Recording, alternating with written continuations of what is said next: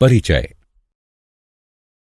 बच्चों, क्या कोई बता सकता है कि यदि हम एक कटोरे में पेट्रोल भरकर एक कमरे में रख दें तो क्या होगा? पेट्रोल वाष्पित हो जाएगा सर। सही कहा तुमने।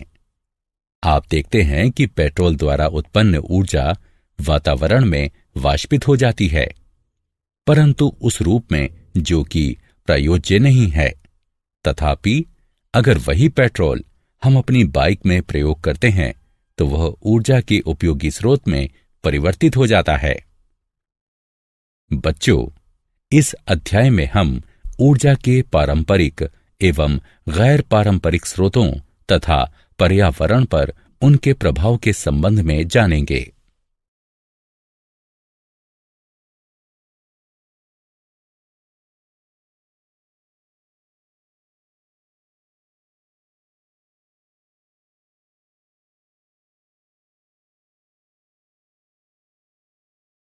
उद्देश्य।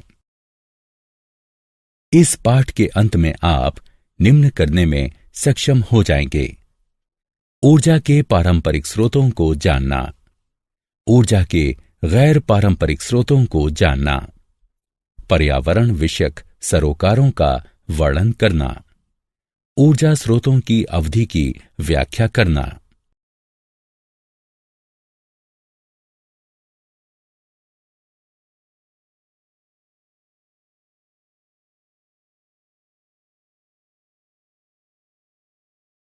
ऊर्जा का एक उत्तम स्रोत। आपके दैनिक जीवन में सारा दिन आपको ढेर सारी ऊर्जा की आवश्यकता पड़ती है। आपके द्वारा की जाने वाली सभी शारीरिक गतिविधियों के लिए ऊर्जा की आवश्यकता होती है। साथ ही यह ऊर्जा उस स्रोत से प्राप्त होती है जो कि आपको कोई भी क्रियाकलाप करने हेतु वांछित ऊर्जा देता है। आपको ये बात ध्यान में रखनी चाहिए कि ऊर्जा का कोई भी उत्तम स्रोत बड़े परिमाण वाला कार्य करने में सहायक होना चाहिए, सरलता से उपलब्ध होना चाहिए, सरलतापूर्वक भंडारण योग्य तथा परिवहन योग्य होना चाहिए, सस्ता होना चाहिए। ऊर्जा के पारंपरिक स्रोत। जीवाश्मी ईंधन। जीवाश्मी ईंधन प्राकृतिक प्रक्रियाओं द्वारा उत्पन्न होते हैं। उनमें कार्बन की प्रतिशतता अत्यधिक होती है। ये ऊर्जा के अनवीकरणीय स्रोत हैं, क्योंकि इन्हें बनने में लाखों वर्ष लगते हैं। इस प्रकार के ईंधन के भंडार चिंताजनक रूप से घटते जा रहे हैं। जीवाश्मी ईंधन निम्नलिखित प्रकार के होते हैं: कोयला, पेट्रोलियम, प्राकृतिक गैस, भारी कच्चा तेल।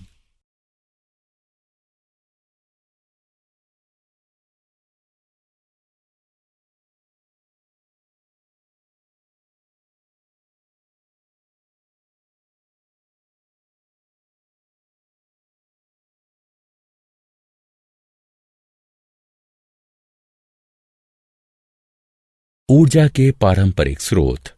तापीय विद्युत संयंत्र। तापीय विद्युत संयंत्र एक उद्योग है जहां वाष्प के द्वारा ऊर्जा का उत्पादन किया जाता है। यहां पानी को गर्म किया जाता है और फिर उसे वाष्प में परिवर्तित किया जाता है। यह बारी बारी से एक वाष्प टरबाइन को घुमाती है जो कि एक विद्युत जनित्र को संचालित करता है। इसके टरबाइन से गुजरने के पश्चात वाष्प एक संघनित्र में संघनित हो जाती है तथा जहां ये गर्म की गई थी वहां पुनर्चक्रित हो जाती है।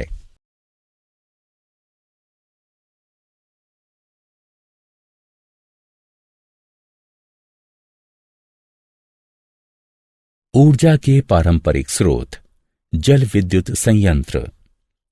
जल विद्युत संयंत्र गिरते जल की ऊर्जा से विद्युत उत्पादन करते हैं। जल विद्युत संयंत्र ऊर्जा का नवीकरणीय स्रोत है। जल विद्युत के निम्न लाभ हैं: जल विद्युत सस्ती होती है। जल विद्युत आपूर्ति औद्योगिक उपयोग के लिए सर्वाधिक अनुकूल है।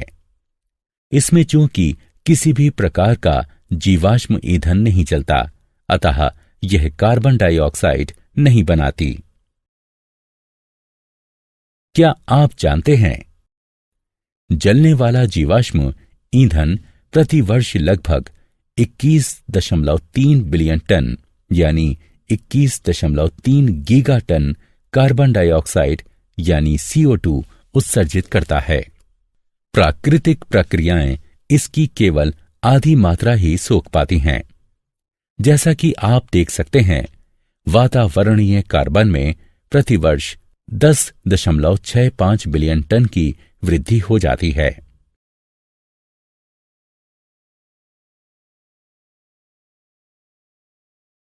जैव मात्रा, बायोमास। जैव मात्रा यानी बायोमास ऊर्जा का नवीकरणीय स्रोत है तथा उस जैव सामग्री से उत्पन्न होता है जो कि जीवित अथवा कभी जीवित रहे जीवों से व्युत्पन्न हुई होती है।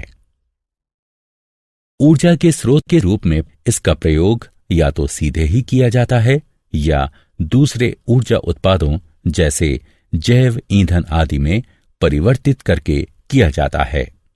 उदाहरणार्थ, वन अपशिष्ट जैसे मृत वृक्ष, शाखाएं, वृक्षों के ठूंठ, प्रांगण कतरने, लकड़ी की छिपटियां एवं शहरी ठोस अपशिष्ट आदि। जैव मात्रा यानी बायोमास में पादप एवं वे जंतु उत्पाद भी सम्मिलित हैं जिन्हें तंतुओं अथवा अन्य औद्योगिक रसायनों में परिवर्तित किया जा सकता है। पवन ऊर्जा।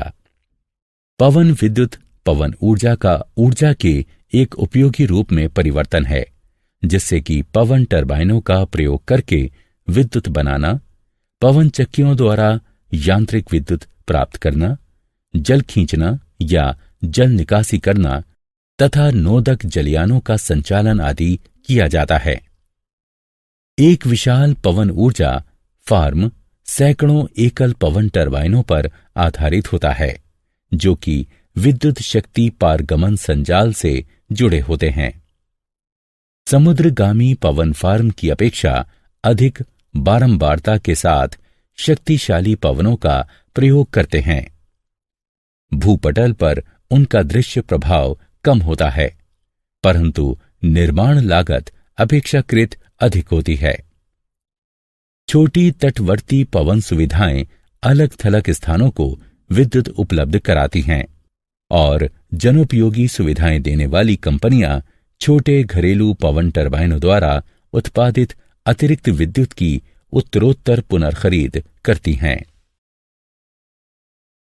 क्या आप जानते हैं, सभी विशाल टरबाइनों में एक जैसा ही डिजाइन, एक क्षैतिज अक्ष पवन टरबाइन 3 ब्लेडों वाले प्रतिवात रोटर के साथ होता है, जो कि एक लंबे नलीदार टावर की चोटी पर एक नसेल से जुड़ा होता है। किसी पवन फार्म में एकल टरबाइनें एक मध्यम वोल्टीय विद्युत संग्रह प्रणाली एवं संचार तंत्र से परस्पर संबंध होती हैं। एक उपकेंद्र पर यह मध्यम वोल्टीय विद्युत धारा उच्च वोल्टीय विद्युत पारेषण प्रणाली से जुड़कर ट्रांसफार्मर की सहायता से वोल्टेज में वृद्धि कर लेती हैं। ऊर्जा के वैकल्पिक स्रोत। जैसे जैसे हम उन्नति करते गए, हमारी दैनिक जीवन की गतिविधियां भी परिवर्तित होती गईं। अब हमारा अधिकांश कार्य मशीनों द्वारा होता है। इस कारण हमें ऊर्जा के वैकल्पिक स्रोत ढूंढने की आवश्यकता पड़ती है, क्योंकि हमारे प्राकृतिक स्रोत हमारी मशीनों के लिए ऊर्जा उपलब्ध कराने के लिए पर्याप्त नहीं है। उदाहरणों में सम्मिलित हैं सौर ऊर्जा, समुद्र से प्राप्त ऊर्जा, भूतापीय ऊर्जा, आणविक ऊर्जा।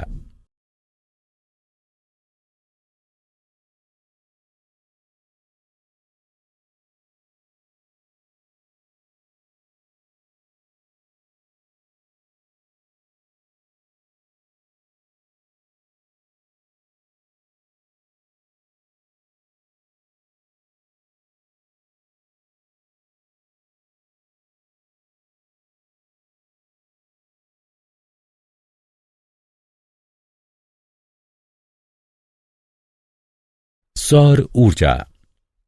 सौर ऊर्जा सूर्य के विकिरित प्रकाश एवं उसकी ऊष्मा से प्राप्त होती है।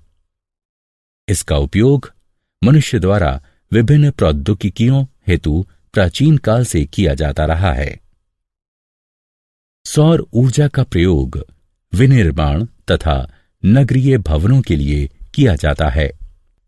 हमारे दैनिक जीवन में सौर ऊर्जा का उपयोग पानी गर्म करने में भी किया जाता है, जिसमें सौर गर्म जल प्रणालियां पानी गर्म करने के लिए सूर्य के प्रकाश का प्रयोग करती हैं।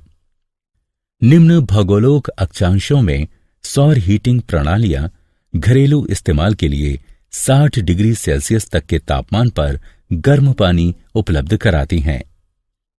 घरों में पानी गर्म करने के लिए आमतौर पर जिन सौर हीटरों का प्रयोग किया जाता है वे हैं शून्यीकृत नली संग्राहक एवं चमकीले समतल प्लेट संग्राहक। गैर चमकीले प्लास्टिक संग्राहक का प्रयोग साधारणतः स्विमिंग पूलों में किया जाता है। समुद्र से ऊर्जा यानी ज्वारीय ऊर्जा। ज्वारीय ऊर्जा जल विद्युत का एक रूप है जो कि ज्वार की शक्ति को विद्युत में परिवर्तित करता है। यह ऊर्जा का एक नवीकरणीय स्रोत है। ज्वारीय ऊर्जा समुद्र की लहरों से प्राप्त की जाती है। ज्वारीय बल सामयिक विभिन्नता के साथ चंद्रमा के गुरुत्वीय खिंचाव के कारण उत्पन्न होता है। यह बल समुद्र में गति या विद्युत प्रवाह उत्पन्न करता है। सशक्त आकर्षण के कारण समुद्र में जल स्तर बढ़ जाता है। इससे समुद्र के मध्य में स्थित जल तटों की ओर बढ़ता है और ज्वार भाटा आ जाता है। ये एक सुनिश्चित घटना है जो कि धरती के इर्द गिर्द स्थित चंद्रमा की कक्षा के एक निश्चित पैटर्न के कारण घटती है। ज्वार से उत्पन्न ऊर्जा समुद्र के किसी संकरे मुखद्वार पर बांध बनाकर संचित की जाती है। तब बांध के मुखद्वार पर एक टरबाइन लगा दी जाती है जो कि इस ज्वारीय ऊर्जा को विद्युत में परिवर्तित करती रहती है। समुद्र से ऊर्जा। तरंग ऊर्जा। तरंग ऊर्जा समुद्री तरंगों से उत्पादित ऊर्जा है। इस ऊर्जा का प्रयोग हम उपयोगी कार्यों जैसे विद्युत उत्पादन, जल विलवणन अथवा जलाशयों में जल को पंप करने आदि में कर सकते हैं। तरंगें समुद्र की सतह पर पवन के गुजरने के कारण उत्पन्न होती हैं। जहां तक तरंगें वायु की गति से धीमी होती हैं, वायु से तरंगों में ऊर्जा स्थानांतरित हो जाती है। प्रतिवात और तरंग शिखा के मध्य का वायु दाब अंतर तथा जल सतह पर वायु का घर्षण दोनों ही जल का अपरूपित दबाव सहते हैं। इससे तरंगें बढ़ती हैं और परिणाम स्वरूप तरंग ऊर्जा के उत्पादन में सहायता मिलती है।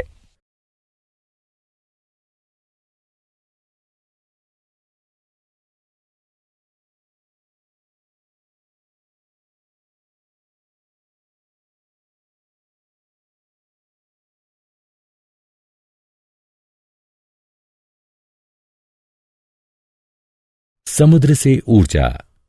महासागरीय तापीय ऊर्जा। महासागरीय तापीय ऊर्जा अपेक्षाकृत ठंडे गहरे पृष्ठ एवं अपेक्षाकृत गर्म उथले पृष्ठ वाले जल के तापमानीय अंतर का प्रयोग एक हीट इंजन को चलाने में करती है और ऊर्जा का एक उपयोगी रूप मुख्यतः विद्युत उत्पादित करती है। बहुत अधिक तापमानीय अंतर के साथ चलाए जाने पर हीट इंजन अधिक कार्यक्षमता एवं शक्ति प्रदान करता है। महासागरों में पृष्ठ तथा गहरे जल का तापमानीय अंतर उष्ण कटिबंधीय क्षेत्रों में सर्वाधिक होता है, जबकि अन्य क्षेत्रों में 20 से 25 डिग्री सेल्सियस के मध्य रहता है। जब पृष्ठीय जल पर्याप्त रूप से गर्म हो जाता है तब उसे वाष्पशील तरल पदार्थ अमोनिया को गर्म करने के लिए प्रयोग में लाया जाता है। फिर अमोनिया की वाष्प एक टरबाइन को चलाने के काम में लाई जाती है।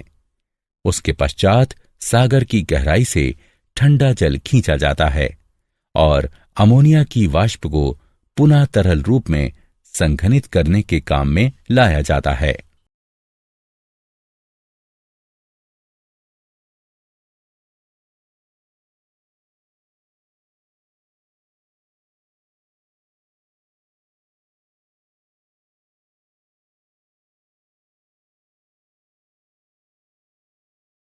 क्या आप जानते हैं, धरती ऊपरी वातावरण पर 174 पीटावाट यानी पीडब्ल्यू सूर्य विकिरण ग्रहण करती है। इसका लगभग 30% वापस अंतरिक्ष की ओर परावर्तित हो जाता है, जबकि शेष 70% बादलों, महासागरों तथा स्थलखंडों द्वारा अवशोषित कर लिया जाता है।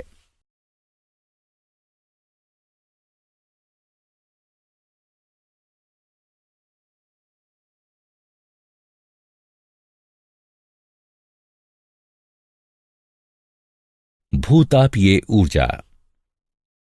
भूतापीय ऊर्जा एक ऐसी तापीय ऊर्जा है जो भूमि के अंदर उत्पन्न एवं संचित होती है। पिघली चट्टानें भूपर्पटी के गहरे गर्म क्षेत्रों में बनती हैं। ताप धरती की गहराई से आसपास की ठंडी चट्टानों की ओर परिचालित होता है। कुछ चट्टानें उच्च तापमान एवं उच्च दबाव के कारण पिघलती हैं। इससे चट्टानें एवं भूपर्पटी का जल कभी कभी तो 370 डिग्री सेल्सियस तक तप्त हो जाता है। भूतापीय ऊर्जा का उपयोग गर्म झरनों एवं अंतरिक्ष तापन में किया जाता है। नाभिकीय ऊर्जा। नाभिकीय ऊर्जा ताप एवं विद्युत के उत्पादन के लिए अनवरत नाभिकीय विखंडन का उपयोग करती है। यह ऊर्जा का चिरस्थायी स्रोत है, जो कि कार्बन उत्सर्जनों को घटाता है। नाभिकीय ऊर्जा एक प्रक्रिया द्वारा उत्पन्न होती है, जिसे नाभिकीय विखंडन कहते हैं।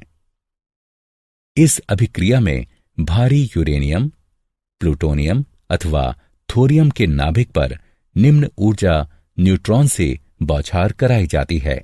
तब ये परमाणु हल्के नाभिकों में विखंडित हो जाता है और विशाल मात्रा में ऊर्जा मुक्त होती है। उदाहरण के तौर पर यूरेनियम के एक परमाणु का विखंडन कोयले के किसी कार्बन परमाणु के दहन से उत्पन्न ऊर्जा से 100 करोड़ गुना अधिक ऊर्जा उत्पन्न करता है।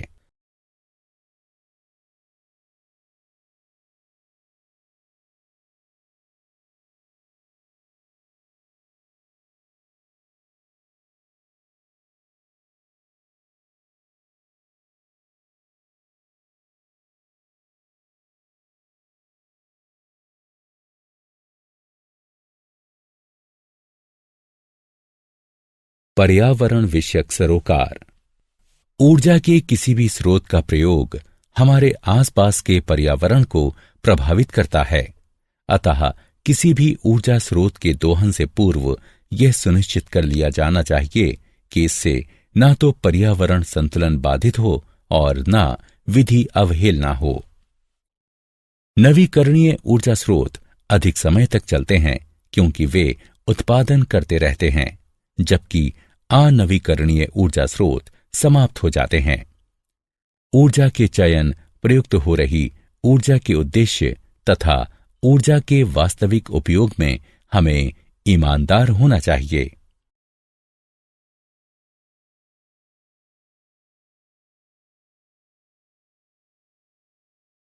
सारांश। आइए हमने जो कुछ सीखा है उसे संक्षेप में दोहराएं। ऊर्जा के अच्छे स्रोत का प्रयोग करना लाभकारी है। ऊर्जा के पारंपरिक स्रोतों में जीवाश्म ईंधन, तापीय विद्युत संयंत्र तथा जल विद्युत संयंत्र सम्मिलित हैं। ऊर्जा के पारंपरिक स्रोत जैव मात्रा यानी बायोमास तथा पवन ऊर्जा के प्रयोग से संशोधित हुए हैं। सौर ऊर्जा, समुद्रों से प्राप्त ऊर्जा, भूतापीय ऊर्जा एवं नाभिकीय ऊर्जा सभी ऊर्जा के वैकल्पिक स्रोत हैं। ऊर्जा के नवीकरणीय स्रोत अधिक समय तक बने रहते हैं। हमें ऊर्जा के चयन, प्रयुक्त हो रही ऊर्जा के उद्देश्य तथा ऊर्जा के वास्तविक उपयोग में ईमानदार होना चाहिए, ताकि हमारे आसपास का पर्यावरण प्रभावित न हो।